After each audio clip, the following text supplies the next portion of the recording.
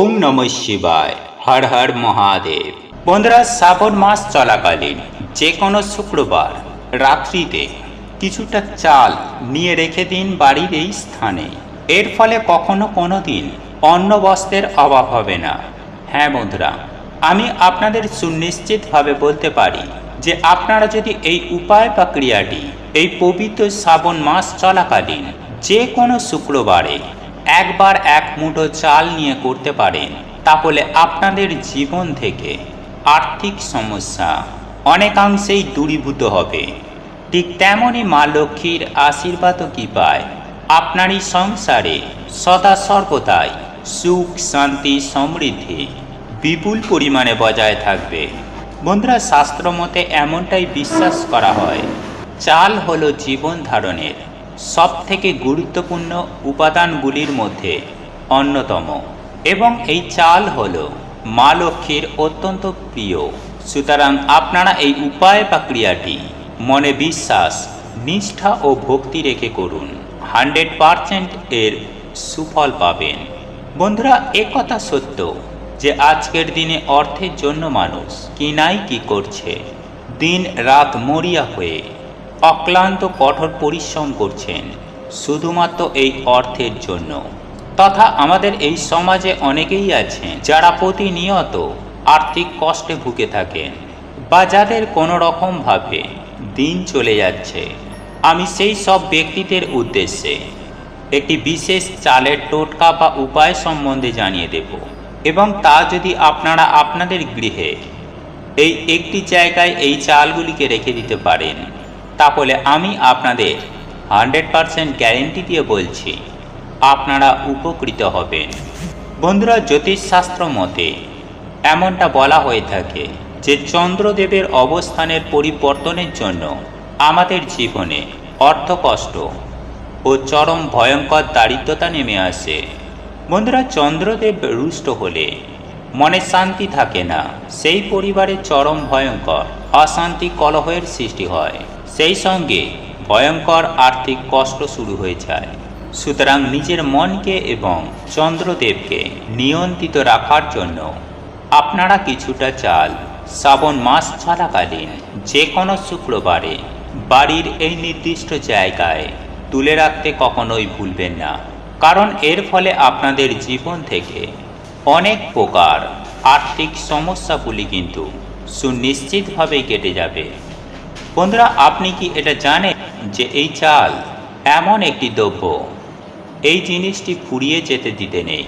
হ্যাঁ বন্ধুরা, আপনারা একেবারে ঠিকই শুনছেন, গৃহের মধ্যে বা সংসারের মধ্যে সদা সর্বদাই অল্প হলেও কিনে নিয়ে আসা উচিত, অর্থাৎ কিছুটা বেশি হলেও আমাদের এই চাল সংরক্ষণ করে রাখা উচিত। বন্ধুরা, শাস্ত্র মতে এমনটাই বিশ্বাস করা হয়ে থাকে যে গৃহের মধ্যে চাল যদি শেষ হয়ে যায় এবং আপনি যদি তারপর সেই চালটিকে বাজার দোকান থেকে ক্রয় করে নিয়ে আসেন, তাহলে কিন্তু মা লক্ষ্মী অত্যন্ত রাগান্বিত হয়ে সেই গৃহ ত্যাগ করেন। তথা আরও একটি বিষয় আপনারা মাথায় রাখবেন বন্ধুরা, বিশেষ করে এই চাল যখন আপনার গৃহে শেষ হবে তখন কিন্তু আপনারা চাল শেষ হয়ে গিয়েছে এই কথাটি উচ্চারণ ভুলেও করবেন না, বলবেন চাল বাড়ন্ত হয়েছে।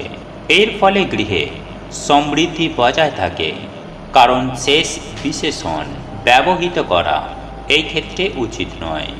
তাই আজ আমি আমার এই ভিডিওটির মাধ্যমে যে উপায় বা ক্রিয়াটির কথা বলবো, সেটি যদি আপনারা একবার প্রয়োগ করেন, তাহলে আমি আপনাদের 100% সুনিশ্চিতভাবে বলতে পারি যে আপনাদের জীবনে পরিবর্তন অবশ্যই ঘটবে এবং অপার অখণ্ড সৌভাগ্যের অধিকারী হবেন।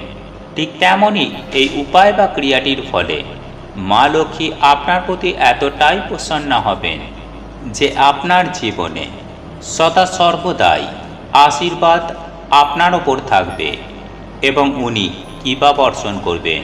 তাই এই প্রসঙ্গে বিস্তারিত জানার আগে আপনাদের বলে রাখি, আপনি যদি আমাদের চ্যানেলে নতুন হয়ে থাকেন তাহলে চ্যানেলটি অবশ্যই সাবস্ক্রাইব করুন এবং পাশে থাকা নোটিফিকেশন বেল আইকনটি ক্লিক করুন, কারণ আমি বিভিন্ন প্রকার তন্ত্রমন্ত্র বশীকরণ, টোটকা, বাস্তু টিপস, জ্যোতিষশাস্ত্র পুজো আরাধনা এবং ব্ল্যাক ম্যাজিক করা নিয়ে নিত্য নতুন ভিডিও আপলোড করে থাকি, যা প্রয়োগ করার মাধ্যমে আপনার জীবনে থাকা সকল প্রকার সমস্যার সমাধান করতে পারবেন। চলুন এইবার মূল আলোচনায় প্রবেশ করা যাক। তবে আপনারা যদি মা লক্ষ্মীর আশীর্বাদ ও কৃপায় নিজেদের জীবনে সুখ শান্তি সমৃদ্ধিকে ধরে রাখতে চান, তাহলে জয় মা লক্ষ্মীর জয় লিখে কমেন্ট অবশ্যই করবেন। বন্ধুরা, আমি সবার প্রথমেই আপনাদেরকে জানিয়ে দেব যে এই পবিত্র শ্রাবণ মাস চলাকালীন যে আপনারা যদি কোনো গরিব দুঃখী দুস্থ অসহায় মানুষদের সামান্য চাল দিয়ে সাহায্য করতে পারেন, তাহলে কিন্তু আপনারা অত্যন্ত পুণ্য অর্জন করতে পারবেন। কিন্তু আপনারা হয়তো জানেন না যে এই চাল, অর্থাৎ যে চাল আপনি যে কোনো ভিখারি ও গরিব দুঃখী দুস্থ মানুষকে দান করছেন, সেই চাল থেকে কিছুটা চাল যদি আপনারা নিজের সংগ্রহে রাখতে পারেন এবং নির্দিষ্ট জায়গায় রাখতে পারেন, তাহলে অতি অবশ্যই আপনারা আর্থিক দিক থেকে প্রচুর পরিমাণে সচ্ছলতা পাবেন। বন্ধুরা, আমি আপনাদের স্টেপ বাই স্টেপ আপনাদের জানিয়ে দিচ্ছি যে কিভাবে আপনারা এই উপায় বা ক্রিয়াটি পালন করবেন। বন্ধুরা, আপনি যখন কোনো ভিক্ষুক অসহায় গরিব দুঃখী দুস্থ মানুষদের এই চাল দান করবেন, তখন আপনি ওই অপর ব্যক্তিকে বলবেন যে কিছুটা বাড়তি চাল ওই পাত্রের মধ্যে রেখে দিতে। এরপর আপনার কাজ হলো আপনি সেই চালগুলিকে নিয়ে একটি হলুদ কাপড়ের মধ্যে মুড়ে আপনি মা লক্ষ্মীর চরণে সেটিকে রেখে দেবেন। হ্যাঁ বন্ধুরা, শুক্রবার দিন আপনি সন্ধ্যাবেলায় মা লক্ষ্মীর পুজো আরাধনা করবেন এবং সারাটা দিন মায়ের চরণে সেই চালগুলিকে রেখে দেবেন। এরপর সন্ধ্যাবেলায় মা লক্ষ্মীর পুজো আরাধনা করে আপনি যখন রাতে ঘুমাতে যাবেন, তখন সেই চাল ভর্তি হলুদ পুঁটুলিটিকে আপনার বাড়ির লকার বা আপনার ঠাকুর ঘরের কোনো একটি নির্দিষ্ট জায়গায় আপনি এটিকে লুকিয়ে রাখতে কখনোই ভুলবেন না। হ্যাঁ বন্ধুরা, এই চাল আপনার জীবনে যেমন আপনার জন্ম ছকে থাকা বৃহস্পতি গ্রহকে স্ট্রং করবে, ঠিক তেমনই আপনার জীবনে কখনোই অন্যের অভাব হবে না এবং মা লক্ষ্মী এতটাই খুশি হবে যে সদা সর্বদাই আপনার ওপর, আপনার পরিবারের ওপর ওনার কৃপা দৃষ্টি দয়া দৃষ্টি বজায় রাখবে।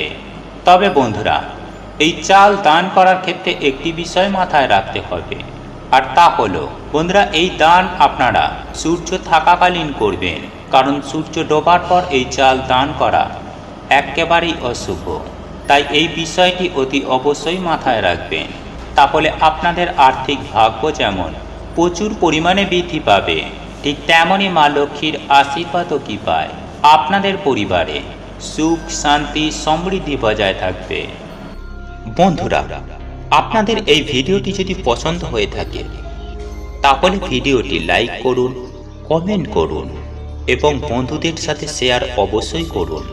মনে রাখবেন, আপনার একটি শেয়ার অনেক মানুষকে উপকৃত করতে পারে। এবং আপনি যদি নতুন হয়ে থাকেন, তাহলে চ্যানেলটি অবশ্যই সাবস্ক্রাইব করবেন এবং পাশে থাকা নোটিফিকেশন বেল আইকনটি ক্লিক করবেন, এইরূপ নিত্য নতুন ভিডিও সবার আগে দেখার জন্য। ঈশ্বর আপনার মঙ্গল করুক। আপনি সুস্থ থাকুন, ভালো থাকুন।